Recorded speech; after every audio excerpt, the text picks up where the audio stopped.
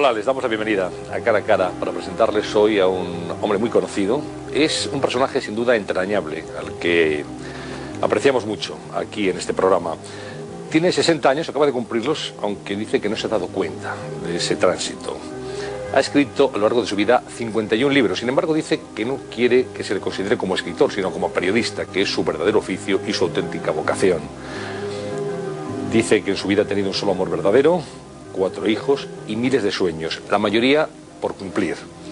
Ahora solo le preocupa pensar, dice que son ventajas, es lo bueno y lo malo, de estar jugando a la prórroga.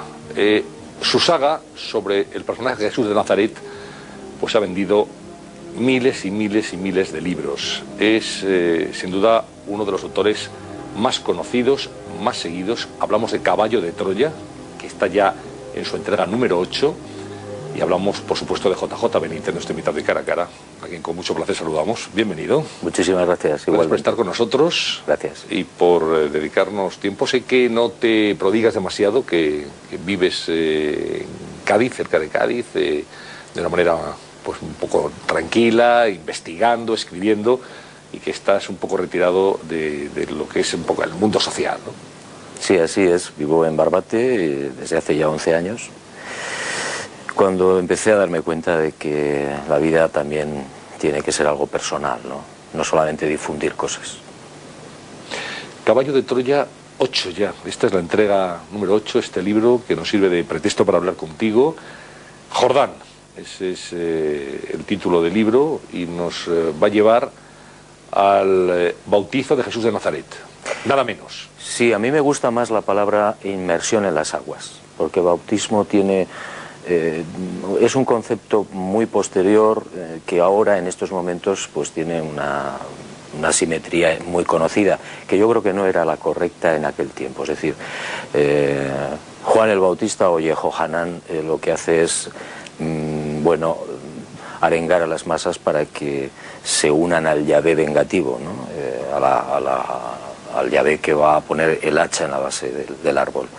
Y el que estuviera de acuerdo con esas ideas y colocar a Israel en lo alto de la cumbre del dominio de la tierra, que eso era en definitiva el concepto mesiánico de aquel tiempo, el que estaba o estuviera de acuerdo con esas ideas entraba en las aguas, bajaba a las aguas y simplemente lo que hacía era un asentimiento a esa doctrina y a esa política, digamos, ¿no? A esa idea religiosa. Pero no tenía el concepto del perdón de los pecados que actualmente se le da. Llevas 23 años investigando la vida de Jesús de Nazaret. Un poco más, 23 años desde que han empezado a publicarse, 22 años me parece los libros, pero desde el 70 y tantos yo empecé ya a interesarme por la figura de un Jesús de Nazaret que yo había medio olvidado, por culpa de la vida, ¿no? y de la maquinaria del periodismo y de la acción. ¿Y cómo descubres la fascinación por el personaje? Pues lo descubro aparentemente por casualidad, pero yo creo ya que la casualidad no existe, está todo muy bien ordenado. ¿Tú crees que no? Que esto que decimos que es fruto del azar, de la casualidad, esto no es así. No, esa palabra algún día la tendrán que retirar con vergüenza de los diccionarios, porque lo que pasa es que todavía es muy pronto. Pero la casualidad, la gente que está un poquito despierta y se da cuenta de lo que le ocurre al cabo del día, se da cuenta de que hay cosas muy extrañas y que no pueden obedecer al azar.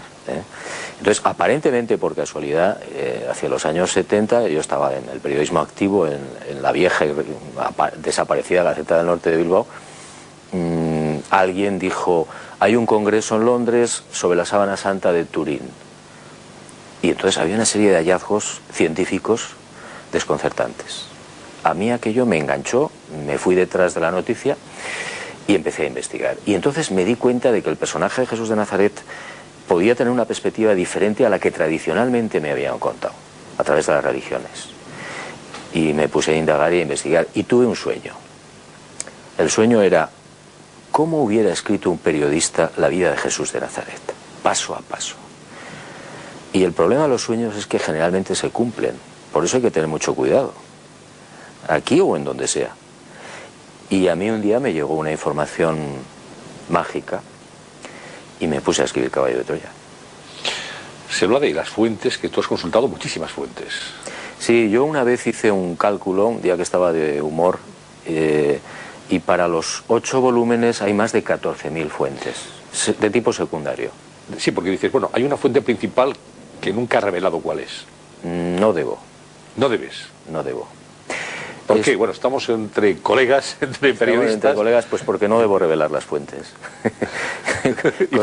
cosa que entiendo perfectamente. Cosa que el colega entiende perfectamente. Bueno, yo creo que ni Garzón me sacaría las fuentes. Entonces, yo he pensado que tampoco es justo. Y entonces cuando yo muera, lo voy a dejar ante notario. Para cuando yo muera, si a alguien le interesa, pues que se descubra, ¿no? Es decir, ¿cuál era la fuente capital donde bebió este señor? Tienes muchísimos seguidores de tu literatura. Dentro de esos seguidores, mucha gente que ha descubierto a Jesús de Nazaret con tus libros, incluso una dimensión nueva, en que has creado seguidores de la figura de Jesús de Nazaret. Y sin embargo, dentro de algunos sectores de la Iglesia Católica, los más conservadores, incluso integristas, bueno, tus libros son considerados casi satánicos. Casi no. Bueno, satánicos. Sí, directamente. Directamente. ¿Para qué vamos a andarnos con eufemismos? No, con eufemismos. Satán, y además yo soy Satán, según estos sectores, efectivamente, como tú dices. Fíjate la acogida tan dispar que tiene una obra clara tuya. Pero bueno, esos son gajes del oficio y es lógico, ¿no? Porque yo entiendo que cada sector y cada iglesia en este caso tiene derecho, por supuesto, a defender sus opciones. Yo creo que nadie tiene la verdad, y yo menos que nadie. Eso para empezar. Es decir, lo que aquí aparece en Los caballos de Troya es una aproximación posible a la verdad. Eso tiene que quedar muy claro. Entonces, bueno, a mí una de las cosas que más me satisface, sinceramente, y que más me llena de orgullo y de alegría, es cuando la gente te dice eso. Es decir, pues mire usted, yo he descubierto a un Jesús de Nazaret a mi alcance, a mi medida. No está arriba allí en los altares, oscuro, con cara de fiscal. No, eso es de una satisfacción tan extraordinaria que, bueno, yo ya me doy por pagado. La bien pagada. La bien pagada, en este caso el bien pagado. El bien pagado. Y luego el éxito extraordinario de la saga de Caballo de Troya, ¿no? Tanto en España como en toda Latinoamérica y en todo el mundo. Sí, bueno, yo recuerdo una anécdota de José Manuel Lara, el editor, que él la suele contar, y además lo hace con mucha gracia. Y de esto entiende. Y de esto entiende. Yo cuando llevé el primer libro, el primer Caballo de Troya, a Barcelona, el hombre lo miró, había 700 páginas, y dice, bueno, yo creo que deberías quitar 400. Y le dije, no quito ni una coma. Y entonces lo tuvo allí unos meses en un cajón, pensando qué hacíamos. Y al final me dice, bueno, pues a morir. Dije, pues a morir. Y llevan muchos miles y miles de ejemplares. ¿Sí? ¿Cuántas páginas escritas? Pues creo que son, con el 8, con Jordán, creo que son 4.378. Y en el fondo, los lectores de tus libros, de Caballo de Troya, lo que se encuentran es, si me permites, un largo reportaje periodístico. Está escrito con los ojos, con el estilo, con la técnica de un periodista, de un reportero. Sí, es un lenguaje directo, es una narración directa, como seguramente lo hubiera escrito un reportero, un periodista, por lo menos un periodista de raza. De la vieja escuela, quiero decir. Tú te sientes un periodista, fundamentalmente, más que un escritor. Sí, yo soy una persona muy curiosa y es, creo que la gran virtud del periodista, aparte de la capacidad de síntesis, etcétera, ¿no? Yo veo los ojos, veo las cosas y automáticamente digo, caramba, esto la gente lo debería saber. No lo debo saber yo, no, la gente lo debería saber. Yo creo que esa es la naturaleza del periodista de verdad, ¿no? Entonces, en esto ocurre lo mismo, es decir, estás transmitiendo algo con detalle, con una perspectiva casi cinematográfica, o sin casi, entonces eso la gente lo agradece. La técnica del diario, por ejemplo. Sí, en este caso sí, con sorpresas. Con sorpresas, sí, que no vamos a desvelar tampoco. No, ni yo te las voy a desvelar. Quería preguntarte por los viajes y el trabajo de investigación previa, porque claro, esto sí que es puramente periodístico. Tienes que investigar, tomar muchas notas, hablar con mucha gente, utilizar, como tú decías, muchas fuentes y después destilar todo eso en el proceso de escritura. Sí. Muchos viajes a Israel y a muchos sitios. Sí, ahí yo creo que son como 15 o 16 a Israel y a Jordania, Egipto, pues más o menos Estados Unidos, pues unos 6, 7, 8 no los he contado exactamente, ¿no? Mucha labor de contraste, es decir, hay mucha documentación que yo ya tengo y que a mí me gusta contrastar, es decir, ¿y esto hasta dónde es verdad? ¿Y esto cómo es? Esa es quizás la labor más densa, más laboriosa, la de contrastar, es decir, vamos a ver, si hay una serpiente, aquí dice que hay una serpiente, la Cerastes, que está en abril, en Galilea, y que es venenosa hasta tal extremo. ¿Esto es así? Entonces hay que llamar a los expertos, que a veces los encuentras y a veces no los encuentras, ¿no? Son técnicas de buen periodista. Son técnicas de periodismo. Yo no sé si seré bueno o no, yo creo que soy una persona... No digo lo de contrastar las informaciones, que no siempre se hace, ¿no? Sí, eso es fundamental. ¿Para qué? Para respirar un poco con tranquilidad. ¿Cómo es, se preguntarán muchos espectadores ahora, cómo es el taller, la intrahistoria de la elaboración de Caballo de Troya? ¿Cómo trabajas, tomas notas, tienes cuadernos, luego, cuál es el proceso? El proceso es esa información capital en la que yo vivo y que contrasto. Entonces, ¿qué hago? Me voy a los lugares donde dicen que ocurren las cosas, lo veo, lo estudio, lo analizo, lo fotografío, apunto, tengo cuadernos, pues, como alrededor de 100 cuadernos de campo, y lo veo con los expertos, me dan su opinión, luego lo dejo reposar y ya una vez en mi estudio, en mi despacho, pues lo que hago es ordenarlo todo ese puzzle increíble y ponerte a trabajar en mi vieja máquina de escribir, claro. No ordenador. Nunca jamás. Nunca jamás. Nunca jamás. Por ahí no paso. Hasta ahí podíamos llegar. No, yo tengo un concepto de la fidelidad para las cosas y también para las personas. Pero para las cosas tengo, quizás porque me dan, no sé, mucha piedad, ¿no? Y entonces yo cuando tengo que desprenderme de un coche sufro mucho y lo acaricio y lo beso y me preocupa quién lo va a recoger después y lloro. Bueno, llorar no, porque lloro poco. Y entonces con la máquina de escribir sucede lo mismo. Es decir, lleva muchos años conmigo, entonces ¿quién soy yo para decirle ahora tú te quedas ahí y entra el señor ordenador? Pues no, señor. Tú te quedas donde estás, porque me gusta tu ruido, me gusta que se te caigan las teclas, me gusta ponerte yo la cinta y a veces hasta me ahorco con la cinta. Y a veces no se encuentra fácilmente la cinta ya. Pues mira, yo tuve un día un chispazo casi divino. También. Y dije, vamos a ver, ¿cuántos años voy a vivir yo? Vamos, siendo optimista vamos a poner 15. Esos son 15 libros, esos son 30 cintas. Y me fui a una tienda en Cádiz, dije, todas las cintas de algodón negro para mí. Y me las llevé a casa. Pero cometí un error. No me di cuenta que se secaban. Claro, eso te iba a decir ahora mismo. Tienen una caducidad muy limitada las viejas cintas de máquina de escribir. Pero bueno, tengo como 60, es decir, que tengo cubierto mi futuro. Luego se pueden impregnar, me imagino que habrá... Sí, las he metido en la nevera. Eso sí. Recomendación que me he dado, como el turrón. Más o menos un libro al año. Sí, son, bueno, voy para los 70, como tú sabes muy bien. Bueno, pero tienes 60 de momento, ¿no? Bueno, pues voy para los 70. Eso seguramente, o acabas de dejar los 50, en fin, esto es siempre según se mire de un lado de otro, tampoco vamos a ponernos aquí muy pesimistas, ¿no?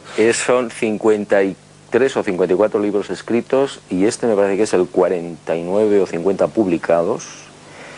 Pues sí, sale a... Bueno, no empecé a los 10 años a escribir. Pero años muy fecundos, ¿no? Sale 1 o 2 prácticamente en ese periodo de tiempo, sí, al año. Miles de sueños por cumplir dices que tienes. Ahora tengo menos, pero son más intensos. ¿Sabes qué pasa? Que yo creo que Dios es tan inteligente y tan benéfico que nos hace imaginar, cosa que no hace ningún animal, ¿no? Y entonces entre la imaginación están los sueños. Y es peligrosísimo, porque la gente sueña y cree que no se van a cumplir. Y se cumplen, aquí o donde sea. Entonces yo ahora he aprendido a tener pocos sueños, intensos, pero pocos. Y los acaricio, ¿Sueños despierto? Sueños despierto. Sí, hombre, dormido es una de las maravillas. Yo ahora estoy fascinado con la arquitectura del sueño. Es una de las cosas más increíbles. Es decir, no solamente se sueña para descansar, sino... Yo me he quedado asombrado. Los científicos dicen que se sueña para organizar la memoria. para Caramba. regenerar el cerebro. Sí, sí, decir, bueno, a ver, todas las vivencias que yo he tenido hoy o esta semana son tantas que me las tengo que organizar. Entonces necesito un periodo de sueño en el que alguien ahí dentro, no sé quién, hace esto aquí, esto aquí, esto aquí, esto aquí. Eso es como los ordenadores, pero mucho más perfecto. Sí, sí, sí, y luego me las llevo. Es decir, lo increíble es que cuando yo me muera, creo, agarro la maleta de las memorias, de los recuerdos, y eso es lo único que me llevo. ¿Eres creyente? Sí, claro.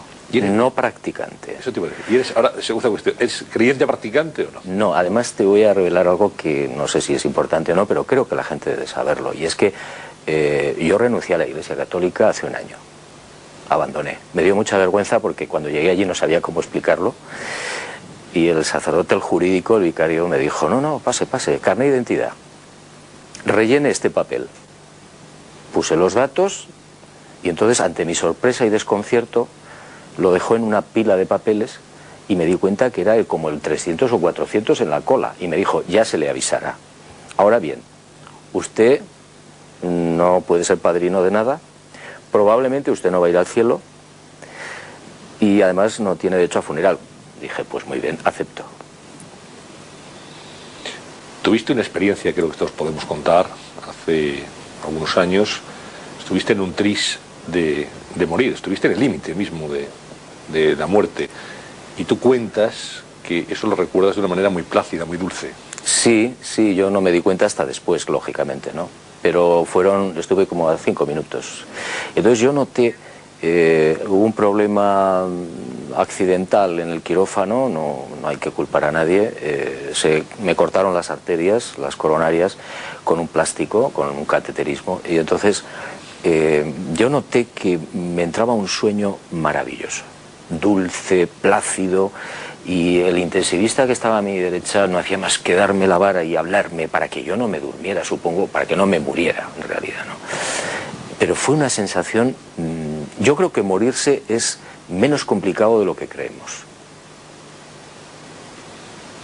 Pues no podemos decirte nada porque no hemos pasado por ese trance, por esa experiencia, y por nosotros, en que sea dentro de mucho tiempo, a ser posible, ¿no? A ser posible, a ser sí. posible. Si pero es lo único seguro que hay. Eso sí, eso también es verdad. Cuando tú abandones con tus sueños, como dices, me los llevaré conmigo, ¿dónde crees que irás? Iré a otro lugar donde voy a estar más vivo que aquí. Estoy seguro. Yo he hecho muchas investigaciones que todavía no he publicado, no sé si algún día las publicaré, sobre personas que están muertas y enterradas y que han sido vistas, con las que a la gente ha hablado, incluso han sido tocadas por esas personas. Bueno, y otra serie de investigaciones parecidas. Entonces yo estoy seguro, convencido, de que después de la muerte es como, creo yo, como un sueño. Te entrenas todos los días además para morir. Lo que pasa es que no nos damos cuenta. Y entonces pasas a otro sitio. Pero además yo creo que no como un espíritu o como una luz o como una energía, que es más o menos lo que nos venden las religiones, ¿no? Sino con un soporte orgánico, físico diferente a este. Y entonces yo un día, pensando, que es lo que ahora me gusta hacer, que es la verdadera revolución pendiente, dije, pero caramba, si yo todos los días me voy a dormir, eso es morir. Lo que pasa es que yo voy tranquilo y confiado. Bueno, a veces no, porque mi conciencia no está muy allá. Pero me duermo pensando que me voy a despertar. Eso es morir. Y despertarte en otro sitio. Y sin pijama. Y sin pijama. Esa es la clave, creo yo. Es decir, y en un lugar donde yo creo que ya nunca más vas a morir. Jamás. Yo creo que Dios es tan extraordinariamente imaginativo que no repite nada. No hay nada igual en la naturaleza. Ni las palabras que yo estoy diciendo ahora son iguales a las anteriores. Aunque yo quiera. Tú dices, JJ, que estás jugando la prórroga. Sí. No sé si estoy en los penaltis. Hombre, no. Las prórrogas sí, puede ser muy larga si hay empate. Sí, bueno, pero es la prórroga. Así lo consideras, así te sientes. Sí, yo cuando salí de aquel trance de hace 4 años... traté de reorganizarme y entonces pues empecé a darme cuenta de que había perdido muchos trenes, de que lo que verdaderamente importa son las pequeñas grandes cosas de la vida y que te dan un toque. Y entonces intuyes, no sabes, intuyes que no está la cosa lejana. Y empecé a hacer caso a la intuición. Entonces yo ahora vivo al sur de la razón. Vivo en Cádiz, pero al sur de la razón. ¿Y tu intuición qué te dice, por ejemplo? La intuición, lo que pasa es que pasa tan rápida y tan de puntillas. Es una ráfaga, ¿verdad? Más que una ráfaga. Y entonces automáticamente cuando quieres reaccionar entra la razón en juego. Y ahí se estropea todo. Entonces la intuición lo que me dice es que hay que vivir. Y vivir intensamente. Intensamente. Con sentido común, pero intensamente. Eso es lo que yo no he podido hacer en todo este tiempo. Y a veces ahora tengo los chispazos y lo intento, pero estoy muy mal educado. A veces entonces tú crees que se nos olvida vivir. Yo creo que el 99% de las veces estamos tan agobiados con la vida, el dinero, el trabajo, el no sé qué, tal. Y cuando te quieres dar cuenta y te ha pasado el tren por encima, dices, ¿pero qué ha pasado? Si no me he dado cuenta. Es una interesante y sabia reflexión, además. ¿Qué ha pasado? ¿Qué podría haber pasado el día del bautismo de Jesús de Nazaret? En un afluente del Jordán, no en el río Jordán. No en el río Jordán, como tradicionalmente se dice, y aunque es más o menos secundario, es importante también, porque los judíos ortodoxos tenían una disciplina extraordinaria a la hora de las abluciones y de los baños rituales, etcétera, ¿no? Y el Jordán es un río lógicamente impuro. ¿Por qué? Pues porque arrastra todos los desperdicios de todas las orillas, desde el lago prácticamente de Tiberíades hacia el Mar Muerto.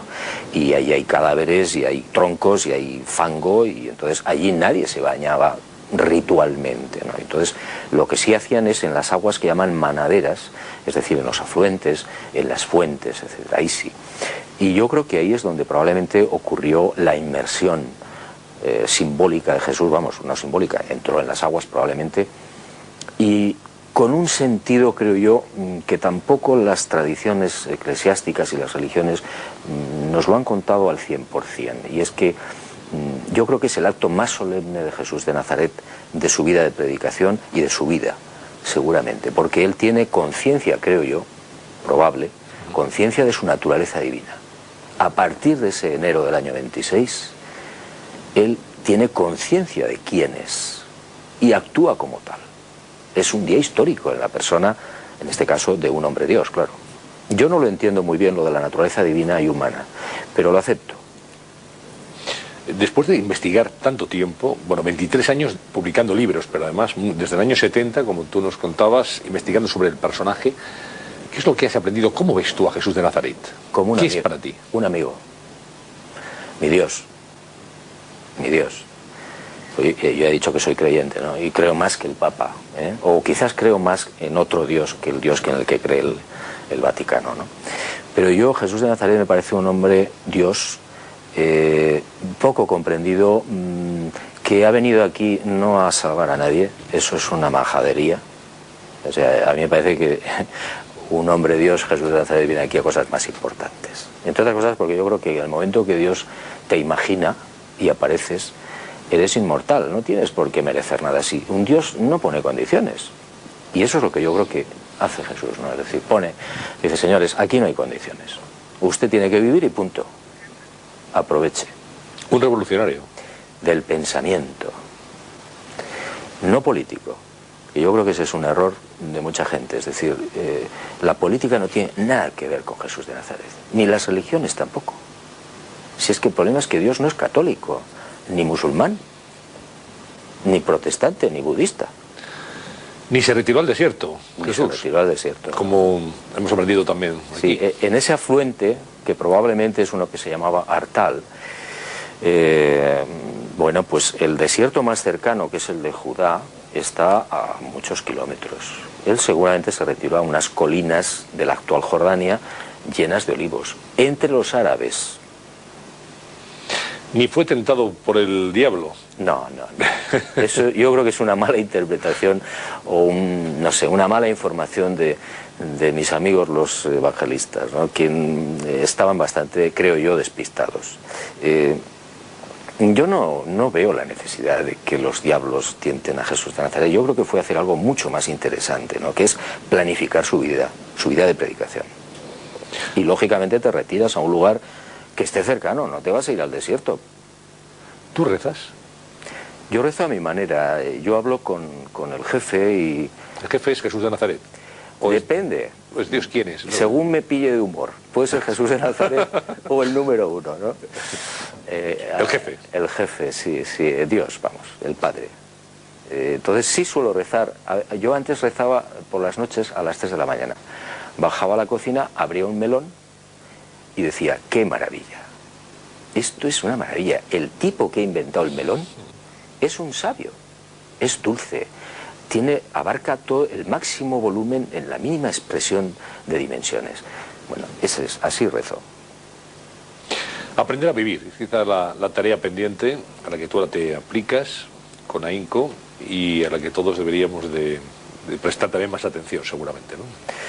Sí, es la asignatura pendiente de casi todos, pero yo creo que eso es lógico y normal, es decir, vivimos y venimos aquí a vivir una experiencia y bueno, pues algunos despiertan, se dan cuenta y otros no, pero bueno, eso es lógico, es normal, forma parte del juego. Tú tienes muy presente, supongo, el Dios de las pequeñas cosas. Es que yo creo que es el Dios de las pequeñas cosas, es decir, es tan grande que nos tiene en la palma de la mano.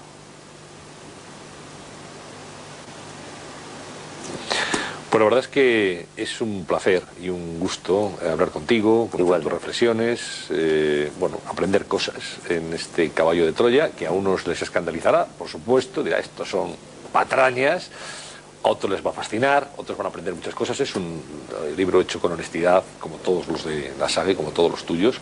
Y lleno de esperanza. Y eso es seguramente pues el mensaje más importante de todos, ¿no? Mucha gente te ha preguntado, yo también antes de empezar la entrevista, y sé que no soy el único, que ha habido gente principal, mucho más importante que yo, te lo ha preguntado, ¿hasta cuándo llega la saga, JJ? Yo creo que acabará en el 9. En Caballo de Troya 9. Espero, sí, espero. Probablemente dentro de un par de años. ¿Sigues con los ovnis? Sí, claro, yo sigo investigando, pero en silencio. En silencio. Es un tema que para mí es sagrado y santo, ¿no? Y muy importante, muy importante. Si la gente supiera lo que ocultan los gobiernos y los militares, más que los gobiernos, los militares, se quedaría asombrada.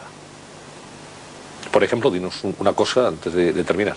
Bueno, pues que son astronaves no humanas cuya tecnología puede estar a 1.000.000 de años de la que tenemos en estos momentos, es decir, inimaginable, y que podrían hacer con nosotros lo que quisieran, pero no lo hacen.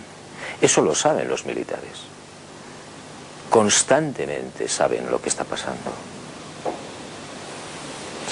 Bueno, pues no sé si es mejor casi no saberlo y vivir más confiado.